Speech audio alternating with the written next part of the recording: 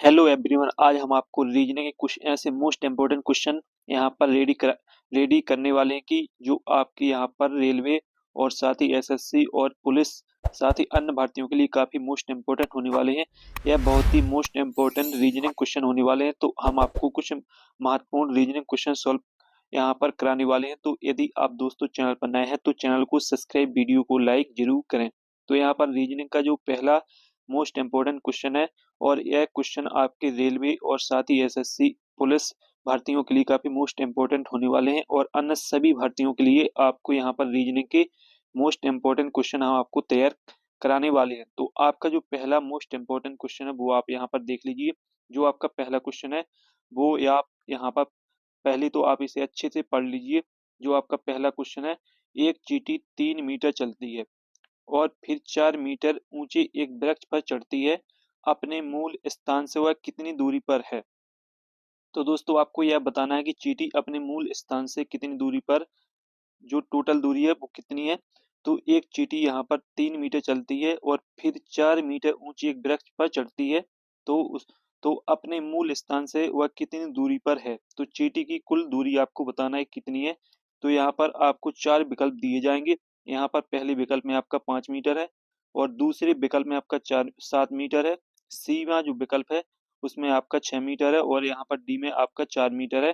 तो इन विकल्प को आपको बिना यहाँ पर कॉपी और नोट के यहाँ पर हल करना है। तो बहुत ही सिंपल है और इजीली है। यह क्वेश्चन बहुत ही परीक्षा में पूछे जाने वाले क्वेश्चन हम आपको बता रहे हैं और सॉल्व करा रहे हैं। तो यहाँ पर आपको इसे हल करने के लिए आपको क्या करना है, पहले तो आपको क्वेश्चन को अच्छे से पढ़ना है। एक चींटी 3 मीटर चलती है, तो दोस्तों यहाँ पर चींटी कहाँ 3 मीटर चलती है। तो ये रहा चींटी का मूल बिंदु, और जो चींटी है वो 3 मीटर यहाँ पर चलती है, और इसके बाद 3 मीटर चलने के बाद वो एक वृक्ष है, और उस वृक्ष के ऊपर 4 मीटर ऊपर की ओर चलती है। तो यहाँ पर चींटी का कुल तय की गई दूरी हमको बताना है कि कितनी यहाँ पर चींटी ने दूरी तय की है। तो यहाँ पर आपको जो यह दूरी है यह आपको बताना है। तो यहाँ पर चींटी की तय दूरी, आप कुल दूरी यहाँ पर आप ज्ञात कर सकते हैं। तो यहाँ पर लग जाएगा आपका त्रिकोणमितीय सूत्र। तो यहाँ पर हो जाएगा जो आपका, आपको चींटी की कुल दूरी तय करना है वो आपका कर्ण रहेगा। यहाँ पर आप मान लीजिए कर्ण है। तो कर्ण आपको निकालने के लिए क्या करना है, यहाँ पर लंब का स्क्वायर यानी 3 का 9 हो जाएगा, और यहाँ पर क्या हो जाएगा, 4 है तो 4 चौको 16 हो जाएगा। क्योंकि कर्ण बराबर होता है लंब का वर्ग प्लस आधार का वर्ग। तो यहाँ पर आपका हो जाएगा कर्ण का वर्ग बराबर लंब का वर्ग प्लस आधार का वर्ग। तो यह हो जाएगा आपका 25।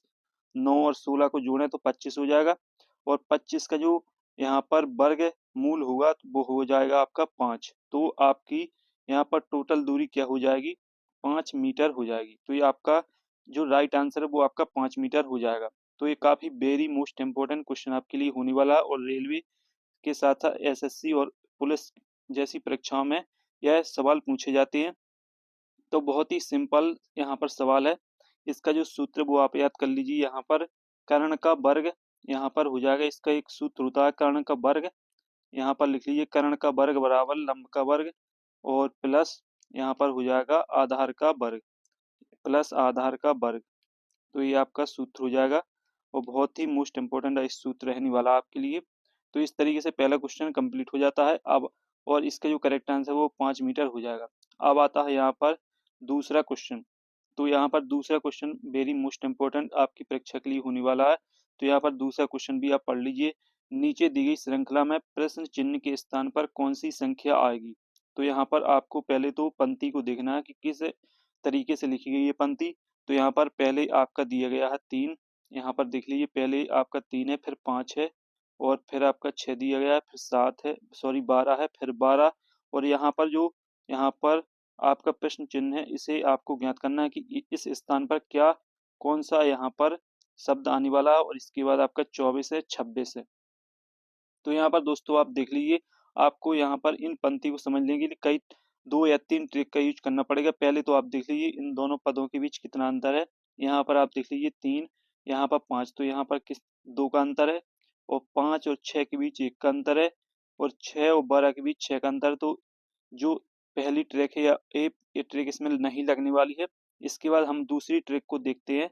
तो दूसरी ट्रिक आपकी क्या रहेगी कि आप जो पहला पद है, पहले पद को यहाँ पर बीच वाले पद को आपको छोड़ना है। 3 3 3 दूना 6 और 6 दूना 12, 12 दूना 24। तो यह ट्रिक आपकी काम करने वाली है इसमें, और आपको इसी ट्रिक का इसमें यूज करना है।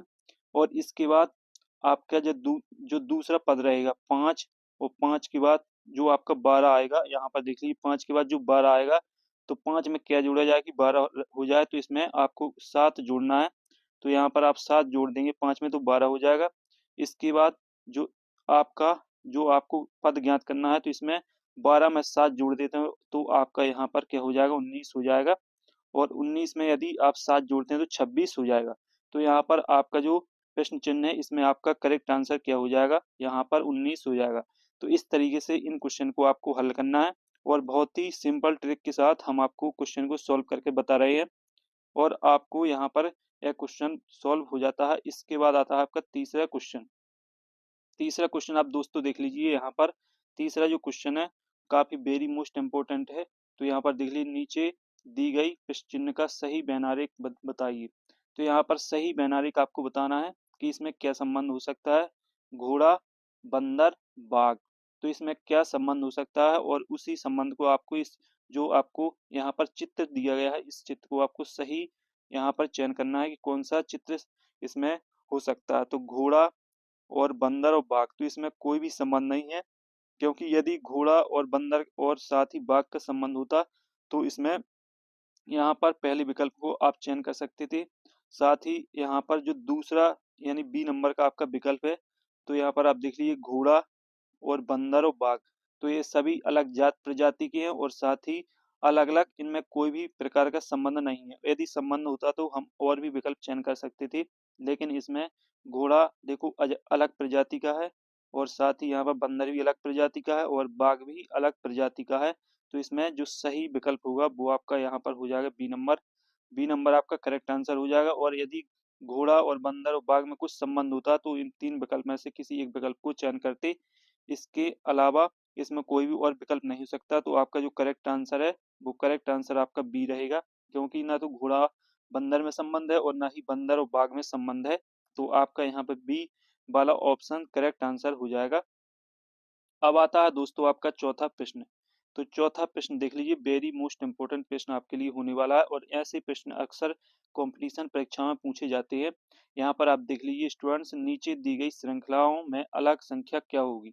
तो आपको यहाँ पर कुछ संख्या दी गई है, इन संख्याओं में आपको जो यहाँ पर प्रश्न चिन्ह लगा है, इसके स्थान पर कौन सी संख्या आएगी, वो आपको ज्ञात करना है। तो यहाँ पर आप देख लीजिए, तो ऐसे में कुछ यहाँ पर जो अभ्यर्थी होते हैं, वो इन क्वेश्चन को छोड़कर ही निकल जाते हैं, क्योंकि यह काफ़ी बड़ी यहाँ पर संख्या होती है। लेकिन ऐसा आपको नहीं करना, क्योंकि ये जो आपको प्रश्न दिया जाता है काफ़ी यहाँ पर ईज़िली होता है, केवल थोड़ी-सी ट्रिक का यूज़ करना पड़ता है। यहाँ पर आप देख लीजिए, आपको पहले तो संख्या को देखना है 5। यहाँ पर देख लीजिए, आपको इस संख्या को आप देखिए 5, 8, 9, 6, 5, 4, 2, 3, 7।